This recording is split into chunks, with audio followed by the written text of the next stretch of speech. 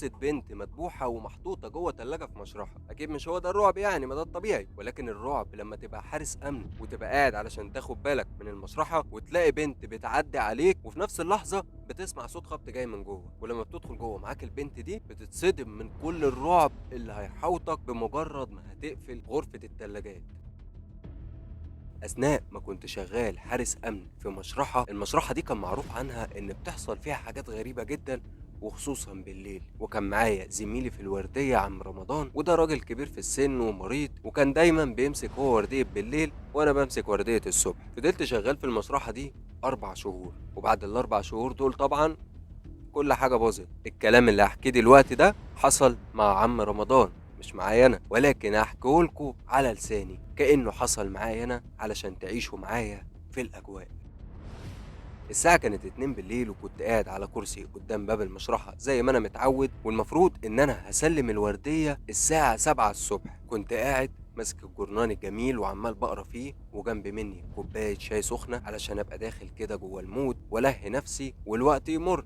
ده غير طبعا الراديو الصغير اللي كان محطوط جنب مني. في اليوم ده وصلت المشرحة جثة بنت عندها حوالي 30 سنة. الدكاترة حطوها في التلاجة والكل مشي وانا بقيت قاعد لوحدي طبعا. وزي ما بقول لكم دلوقتي الساعة 2 بالليل، والمنطقة اصلا المحاطة بالمشرحة هص هص، مفيش اي بني ادم بيعدي منها بالليل. طيب ايه اللي حصل في اليوم ده بالذات؟ اللي حصل ان انا كنت قاعد زي ما قلت لكم، ولكن فجأة وانا قاعد لقيت الراديو فصل، وهي دي كانت البداية.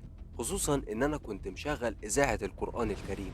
حاولت ان انا اشغله اكتر من مرة ولكن معرفتش، فسبته وكملت قرايه في الجورنال، وقلت مش مشكله الكام ساعه اللي باقيين دول اقعدهم كده والصبح وانا ماشي ابقى اوديه يصلح. لكن سمعت صوت حاجه رزعت في المشرحه من جوه. قلت ايه ده بقى، هم هيبداوا بدري كده؟ انا متعود طبعا زي ما انتوا عارفين مشرحه وفي جثث واموات وكلهم يعني بيبقوا ميتين بطريقه انتوا عارفينها. فشلت الموضوع من دماغي وفضلت قاعد زي ما انا، لكن الصوت فضل مستمر كأن صوت حد بيخبط على حاجة. علشان كده رحت قايم من مكاني ومنور الكشاف اللي معايا ودخلت من باب المشرحة واتمشيت في الممر الطويل وفتحت غرفة التلاجات اللي على يميني ودخلت وانا منور الكشاف. طول ما انا ماشي في الطرقة كنت سامع صوت الخبط وهو جاي من أوضة التلاجات، بس بمجرد ما فتحت الباب وكل شيء اختفى.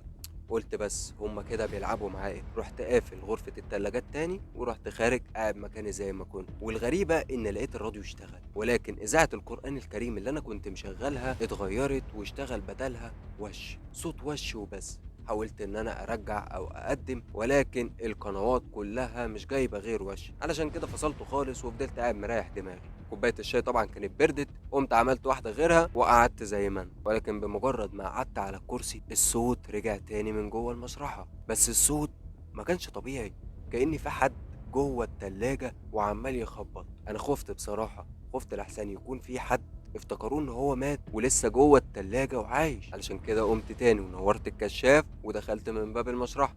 مشيت في الممر وفتحت باب التلاجات ودخلت، فضلت انور على التلاجات كلها كده المحاطة بالمكان، ولكن مفيش صوت. بس لا، ده الصوت موجود.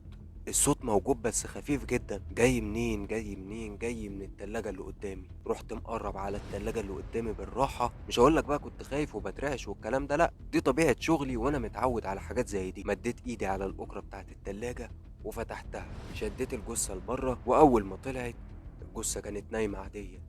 امال مين اللي بيخبط؟ نورت بالكشاف جوه التلاجة نفسها، قلت يمكن فار ولا حاجة، ولكن ما لقيتش اي حاجة غير الجثة وبس. بس وانا برجع الجثة تاني مكانها عيني جت عليها. كانت البنت اللي لسه واصلة المشرحة النهاردة. بنت كانت جميلة جدا، شعرها أصفر، وشها كان أبيض جدا، بس كان في جرح كبير جدا في رقبتها، وواضح إن هو ده سبب موتها، إن حد ذبحها يعني.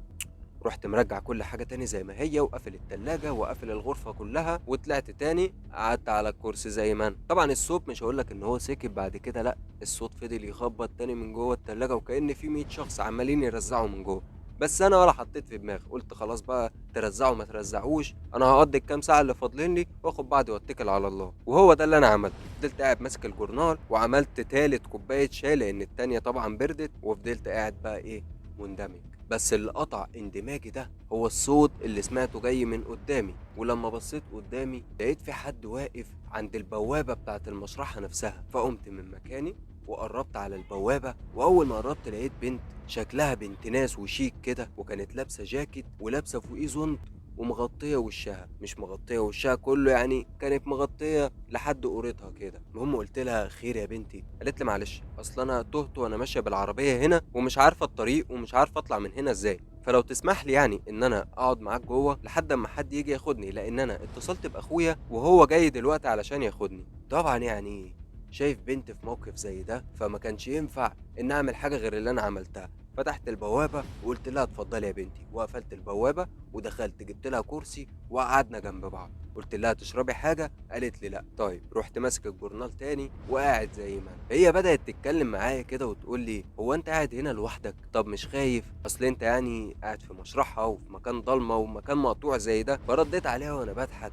قلت لها يا بنتي ده اكل عيشي، وبعدين اخاف من ايه يعني؟ دي ناس ميتين، هما الميتين بيأذوا؟ لقيتها ابتسمت ابتسامة عمري ما هنساها في حياتي، وقالت لي لا اوعى تقول كده، ساعات الميتين بيأذوا ولكن لما بيتأذوا. ما ركزتش في كلامها وقلت سيبك منها، ولكن وسط القعدة صوت الخبط من جوه رجع تاني، ولكن بطريقة أنا نفسي ما كنتش متحملها. طب أعمل إيه؟ أقوم أشوف في إيه تاني ولا لأ؟ البنت أصلا اللي قاعدة جنبي هي اللي خوفتني لما قعدت يا مامي ويا بابي وايه الصوت ده ومش ايه الصوت ده. فقلت لها ما تخافيش، ده تلاقي واحد بس من التمريض جوه وهو اللي بيعمل كده. انا طبعا كنت بقول لها كده علشان اهديها، بس هي ما هديتش، فعشان كده رحت قايم من مكاني وقلت لها خلاص استني انا اقوم اشوف في ايه. قالت لي لا انا خايفه اقعد هنا لوحدي. قلت لها طب وانا اعمل لك ايه؟ قالت لي اجي معاك. قلت لها ماشي. مسكت في دراعي وانا منور الكشاف وماشيين. عايز اقول لك ان في اللحظه دي انا بدات اخاف من كتر خوفها. هي فتحت غرفه التلاجات ورحت داخل، وكل ده وهي ماسكه في دراعي. لكن اول ما خطيت خطوه جوه الغرفه هي سابت دراعي ووقفت ورايا. فضلت ابص كده وانور بالكشاف على التلاجات، والصوت كان خارج من نفس التلاجه بتاعت البنت اللي انا فتحتها قبل كده. رحت مقرب منها ورحت فاتحها للمره التانيه، وفي اعتقادي ان ممكن يكون فار او قطه هم اللي جوه التلاجه وهم اللي بيعملوا كده. رحت ماسك الاكره بتاعت التلاجه وشدتها وبدات ابص كده جوه بالكشاف على فار او اي حاجه، ولكن مفيش حاجه، مفيش غير الجثه اللي نايمه قدامي، البنت اللي زي ما قلت لكم قبل كده انها زي القمر وحلوه. فخلاص رحت ماسك باب التلاجه وبرجع تاني الجثه مكانها، ولكن عيني جت عليها للمره التانيه. وهنا اتصدمت. ما اتصدمتش من الجثه، اتصدمت من البنت اللي واقفه ورايا، لان لما بصيت ورايا كانت البنت شالت الزونت اللي كان على دماغها. وهنا شفت الكارثه، نفس البنت اللي واقفه ورايا هي نفس الجثه اللي في التلاجه، وفجاه الدنيا ضلمت. طيب ده كان كلام عم رمضان.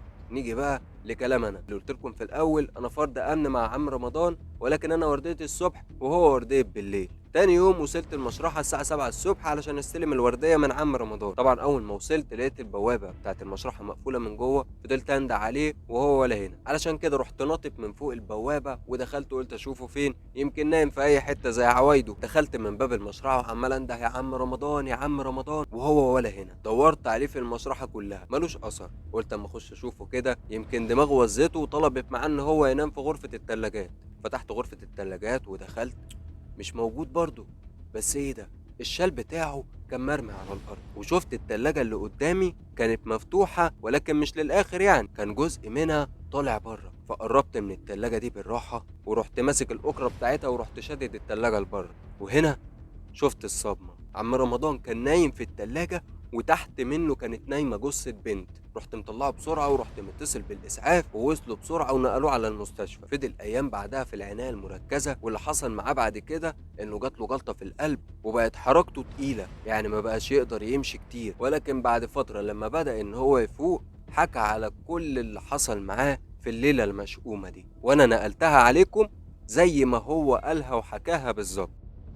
ودي كانت حكاية عم رمضان حارس المشرحة. وعلى فكرة الصوت اللي كان بيتكلم ده مش صوتي خالص، انا كنت بحاول بس اجسد الشخصية. فلو عجبك المحتوى وعايز تشوف المزيد من المحتوى ده قول لي رأيك في الكومنتات، ولو عايز تتكلم عن حاجة معينة قولها لي برضو في الكومنتات.